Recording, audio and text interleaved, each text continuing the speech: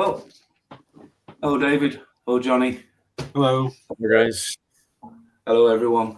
Today it's our first request video. One of our friends and Elvis fans, viewer Ric Davis, a member of the Elvis Presley collectors group on Facebook, he messaged us with an idea, and that was songs that were never singles but would have been hits.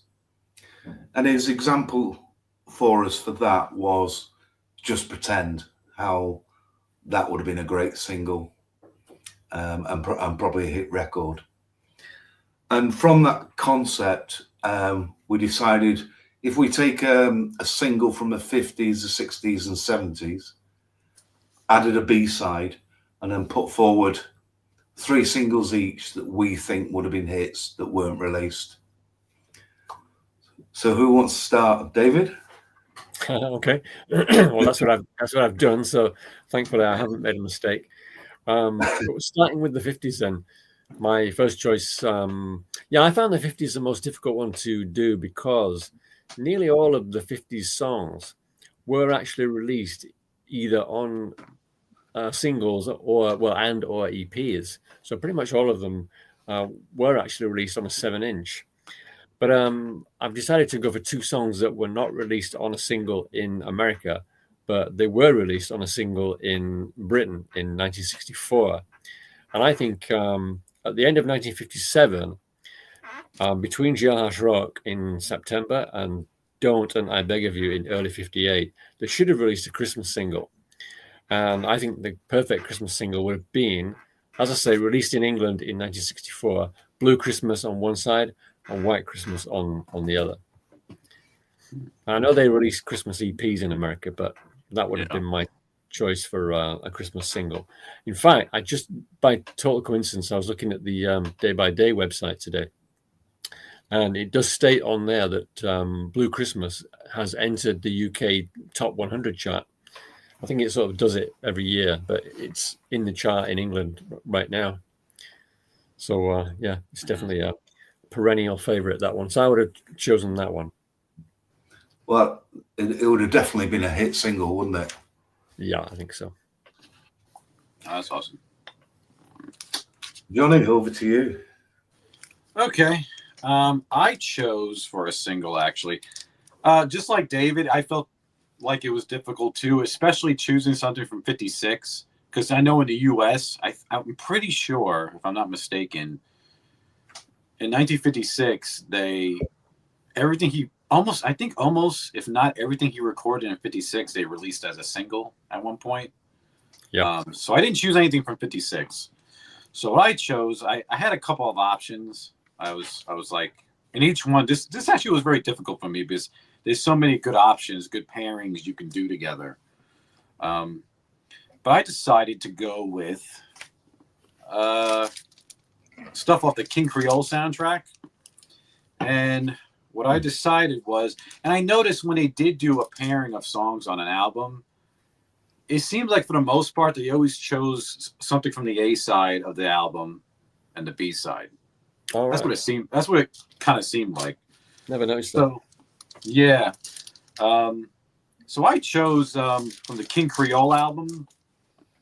I chose the title track because I think it would be cool, and I think another rock inside would be Dixieland Rock. I just think that would be just a great pairing. I mean, it's already a strong soundtrack. I mean, this is definitely in the top 5 of my favorite albums of Elvis, and I just think that would have been a good promotional thing. I mean, they did it with Love Me Tender, they did it with Loving You, they did it with all his movies up to that point, but they didn't release the title track of this movie as a single. Well, it's funny you should say that because in Britain and elsewhere in Europe, they did. And okay. You'll never guess what was on the flip side.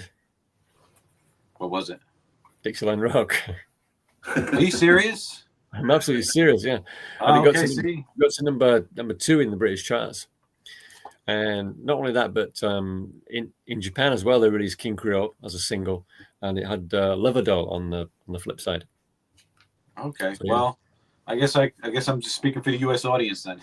So I mean, I think it would have been great I guess pretty much worldwide because they're just both strong songs. You really can't go wrong with any. Like I said, you can't go wrong with any track on the album. But my other one I was going to choose was New Orleans as the B-side. Mm. You know, Yeah, that's a good one too. That was my my second. But yeah, love that song. Good song. And I think Dixieland Rock is one of my favourite songs from that period, and it works so well with Jailhouse Rock, doesn't it? It's those real gutsy vocals that he put into his singles, and I guess that's where mine sort of flows into that between that period, and very similar to David's. When Rick put this challenge forward, I found it very difficult because I started searching all the US singles over UK, and then you had all the EP releases, like you mentioned, David, which then made it very difficult. So I then went back to the Elvis album collection, and I decided to just use that as my format which is all the US singles and EPs. So my choice for the 50s, which has just been released in the US at Graceland's, is Blue Christmas, Santa Claus is Back in Town. And I think Jailhouse Rock, Santa Claus is Back in Town, Dixieland Rock from the 50s, they really flow. And then like A and B sides, Elvis always went for a rocking tune and a ballad, or a ballad and a rocking tune to even out his single repertoire, didn't he? And sort of attract different audiences. But for me, that should have been the single from the album, from the Christmas album. Is that an official release, Adam? As in, BMG or Sony or whoever? This is a Sony Legacy release. Right. It's a Graceland only. Comes with a nice. All right. In a sleeve. Yeah, I purchased that too. It's awesome. It's nice. Good quality. When did that come out? It just came out in November? Oh, okay. So early November. Yeah, like early November before Thanksgiving. Is that 10-inch? Yes. So there's your B. Yeah, nice. And there's my 57 A side, Blue Christmas. Very good. So we did get a Christmas. Sorry, the white label. What's that? So it could have almost been a single. Oh yeah, it's got the same song on the other side, hasn't it? Yeah, this is the double Blue Christmas promo release. Wow. I think they were sent out in November 1957 to radio stations. Yeah. If you want that record, there's a mint copy on eBay at the moment for $3,000. $3,000. I'll have to. If you've a spare dollar or $3,000, then you could have that tomorrow. Nothing gonna pass this Christmas. Certainly would be having a Blue Christmas if I spent $3,000 on a record. Oh yeah. I think it'd be a cold one out in the snow, wouldn't it, David? It would, yeah.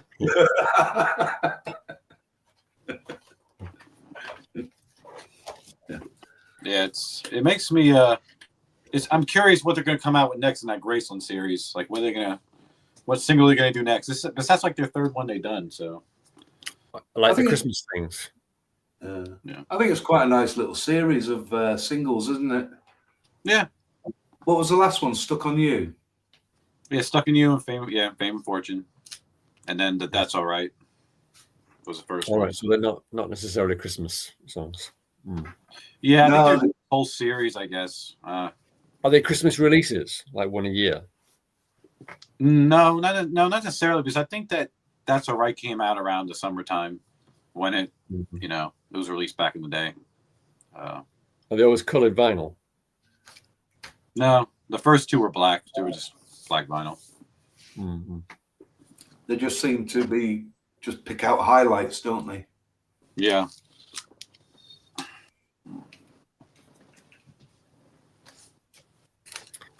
All right, should we move on to the 60s? Yeah, so Yeah, let's do it. groovy 60s, David. All right, my turn then, yeah. Well, my thinking with the 60s was around about 1963, we got, what was the name of the single from it happened at the World's Fair? One Broken Out for Sale. And that was a bit of a flop, wasn't it? Comparatively. And it was a while before the next single came out, which was Devil in Disguise. There was a gap of about 5 months. So I thought what they could have done in that little gap there, they could have released a single as soon as One Broken Heart for Sale started sinking, which I think it did fairly quickly. And a couple of songs I thought of which were unavailable at the time. I've got two choices really. I've got You'll Be Gone on one side. I'm not sure if I would have that as the main side. And on the other side, I would have either I Met Her Today, or maybe a more commercial song would have been Night Rider from the Potluck album. Mm-hmm. So, yeah, if it had been unreleased tracks, I Met Her Today with You'll Be Gone, or a more commercial option would be Night Rider and You'll Be Gone. To come between One Broken Up for Sale and Devil in Disguise. Yeah, interesting mix. Yeah. You'll Be Gone is a very strong track. I put it up there with like It's Now or Never and stuff with its vocal and all that. Awesome. I love that track. It might have been a better time to release it than 65. I know when it came out with Do the Clam, it didn't do very well on the charts, but maybe it was just a bit too late for it then. Mm-hmm. Yeah, I think so. So what have you got, Johnny?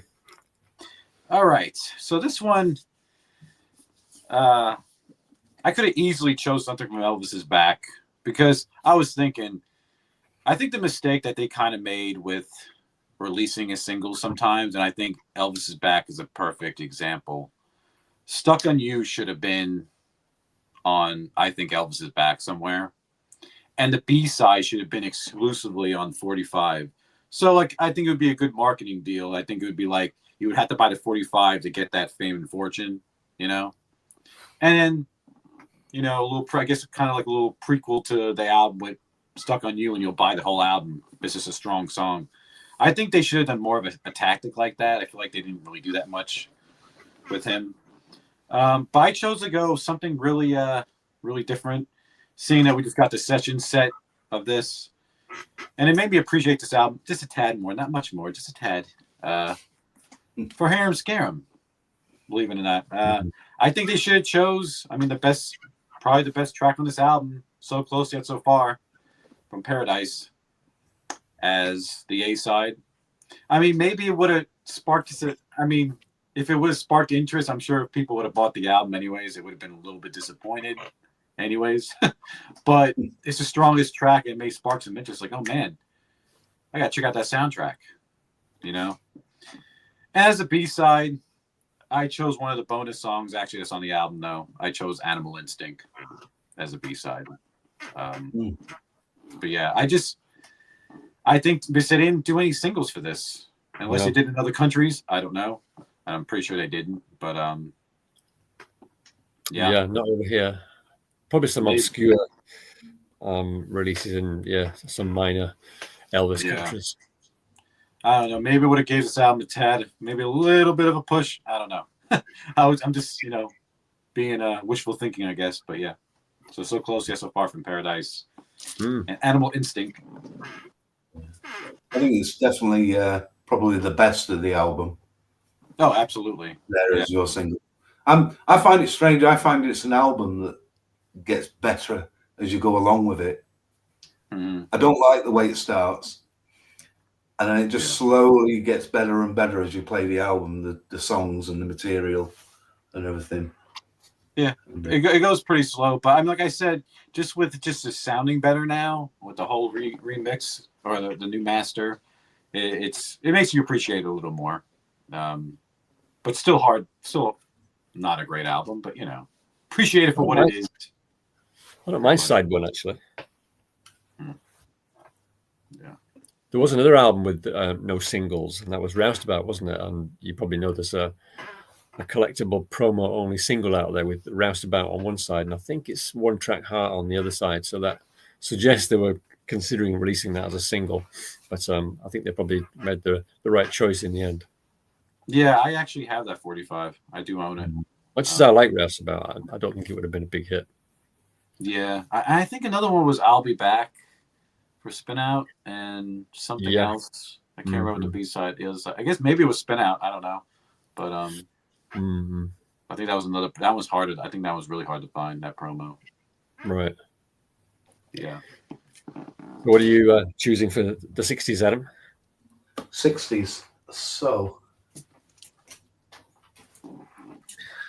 I'm going later in the 60s, and probably the first time, if I'm right, was released on this album. And I would have gone for Too Much Monkey Business as the A side, and I'd probably gone for Speedway on the B side. I think it would have just fit in that period. Two totally different types of tracks, one from the studio. And I think probably as a kid, the first time I heard Too Much Monkey Business was on This Is Elvis soundtrack. And the mix is really good on here. It really comes alive. And I think Too Much Monkey Business is probably one of my favorite session sets, where you can hear all the takes build and grow, and you can hear the rhythm change in style as it goes along. And I just think it would have been a great single. And it, you know, to bury it on here, you know, and that's what probably helps make this. This is a really good album to listen to, I think. But yeah, that might have worked. US Mail was quite a popular single, wasn't it, in Britain anyway? Yeah. Was it really? Wow. I mean, it was like lower end of the top 20, but for an Elvis single at that time, it did quite well. I think Guitar Man was about the same as well. Yeah, I think Too Much Monkey Business just before US Mail and Guitar Man would have been good, but definitely one of my favorite Elvis tracks. Yeah, I think it's funny that in the UK and everything, I don't think Elvis got his first #1 until, was it All Shook Up? Yeah, 57, yeah. But then again, it's like as time went on, I just felt like, you know, like I always said it like over and over. I said it on here before that he was appreciated more in the UK, and some songs that they released, like you said, US Mail, Guitar Man over there, they were pretty successful in the top 20 or at least the top 40. It's just crazy to me how drastic or how different the charts are, what both countries are into, the US and the UK, and I don't know, it kind of blows my mind a little bit. But yeah. Well, it did have a pretty barren period there, you know, pretty much like in the US, mid 60s. 67, that sort of period, his charts were barely getting into the top 40. Yeah, absolutely. But I guess in 65 it took a 1960 track with Crying in the Chapel, didn't it, to take him? Yeah, after that, really not until In the Ghetto after that, or Suspicious Minds as a single, that he came back on the charts in the US at least. Yeah. But in Britain, he had Love Letters was like number 6 or something. It got well into the top 10, didn't it, in 66? Wow. See, that's what I mean. That's what blows my mind, because here it's just like, oh, who cares about Love Letters, you know? It's a good song, though. That's a good single. Yeah. So 70s then. Into the 70s. Right, back to me. Okay. Well, my thinking here was, what can we do in place of that not very good Life Only Believe single, which came out in May 1971. So I came up with Whole Lot of Shaking Going On one side, and Early Morning Rain on the other side. So Early Morning Rain had just been recorded earlier in 71. It wouldn't come out, of course, until the Elvis Now album. And Whole Lot of Shaking Going On had been released a few months earlier on the Elvis Country album. So it would have been good bit of promotion for the album and a new, very radio-friendly song on the flip side. So that would have been my choice instead of Life and Only Believe, which was which bombed, I think, in America. Mm-hmm. Yeah. I could have so easily picked A Whole Lot of Shaking. Mm-hmm. It nearly made my 70s Right. choice. Well, why don't you tell us what you chose while you're speaking? Right. Okay. Yeah. I remember the first time I heard this would have been round about the time the album came out, and for some reason DJs were playing it even though it wasn't the single, and that is I Can Help. Mm-hmm. I considered that too. And it was this is a single, which is an extended version, picture disc, released in the 80s. And again, when it was released in the 80s with the album, I loved it. It's just always been one of my favorite songs, and it's an uplifting song in the 70s when he was doing a lot of more soulful country type stuff. And on the B side, I'd choose a track that's probably got buried in a gospel album, and that's A Thing Called Love. Mm-hmm. And I just love the song. I love the harmonies between Elvis and his backup singers and you know, the bass vocal on it. I think it worked really well. And I think it would have been a song that a lot of people might not have bought all the gospel albums. So it sound, and I thought it would have been just an uplifting A/B side. I Can Help and A Thing Called Love. Yeah. I think it would have been a good seller.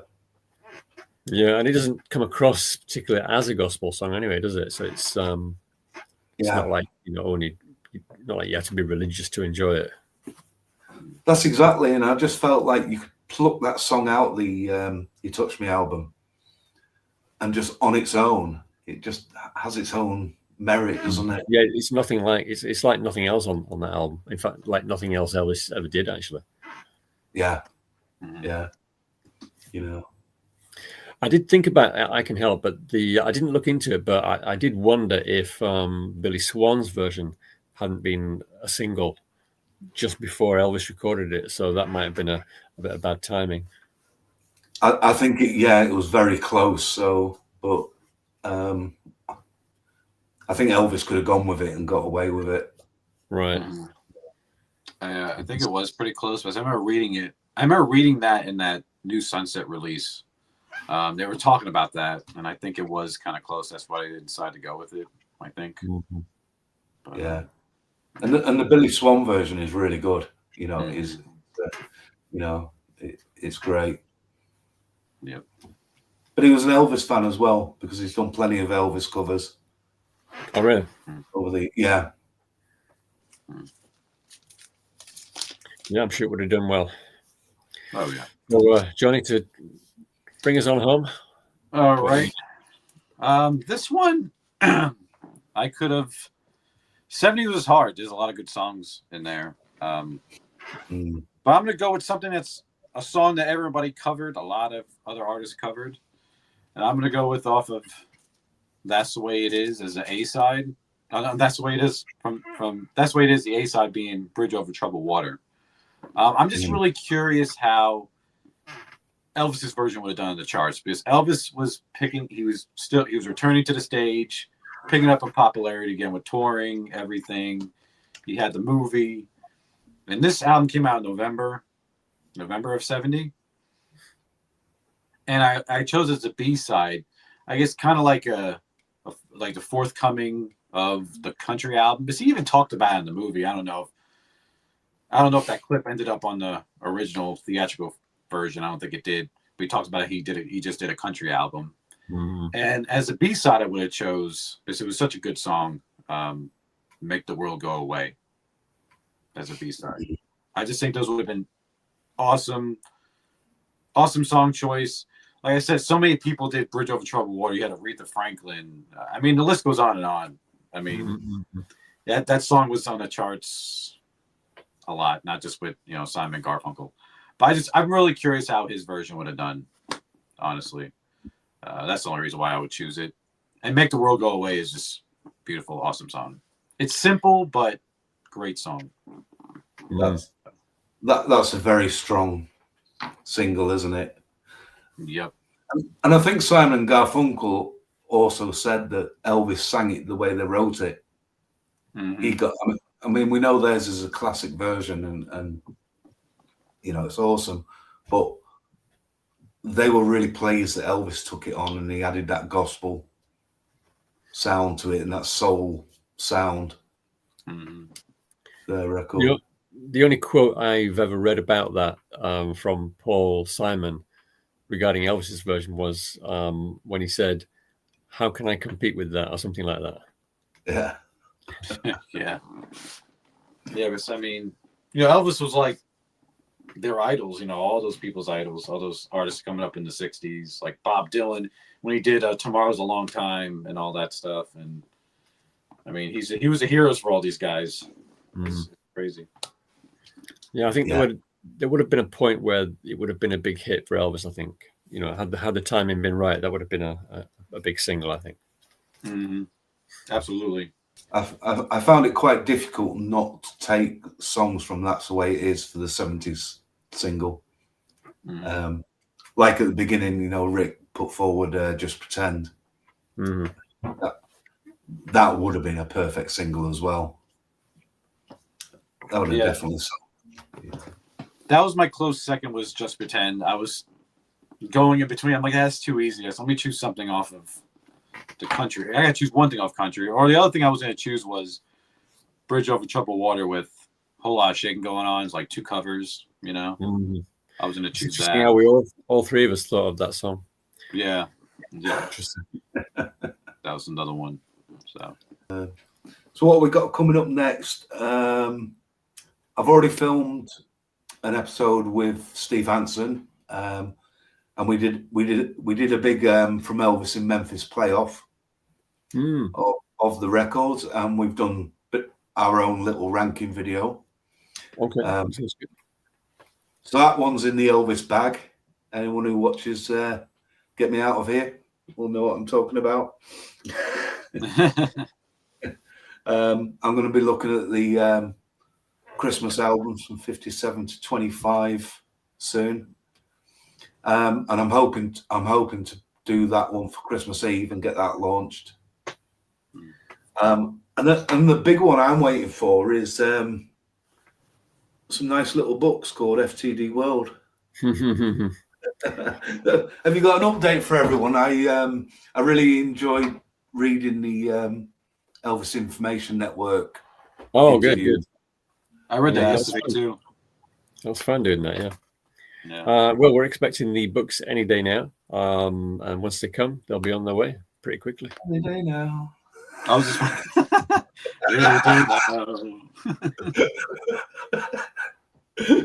They're due in any day, are they? Yeah. Mm-hmm. Oh, brilliant! What's your plans? Are they coming into one central location and then? No, they're going to be coming. Some are going to be coming here, and some are going to be going to Atsushi, and we'll be because we'll both be working on it. We'll be able to get them out quicker that way, rather than leaving it just to one person. Right. So you'll send them out to all the dealers, and then anyone pre-ordered directly from your websites. Exactly. Yeah. Awesome. Oh, great. I'm really looking forward to that. And well, I hope you guys enjoyed this video of the singles we chose. What singles would you guys have chosen?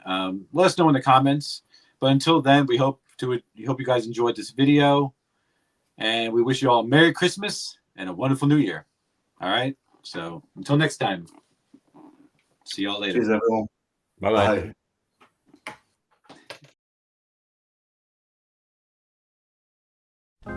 I had to leave town for a little while.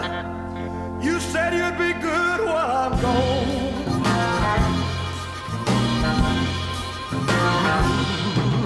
I'll break it, burn it, drag it all around.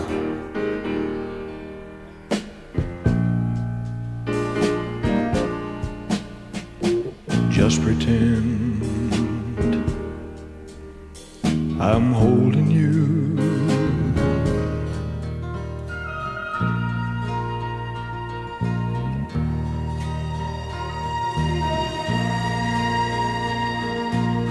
How many stars are in the sky? I'll never know.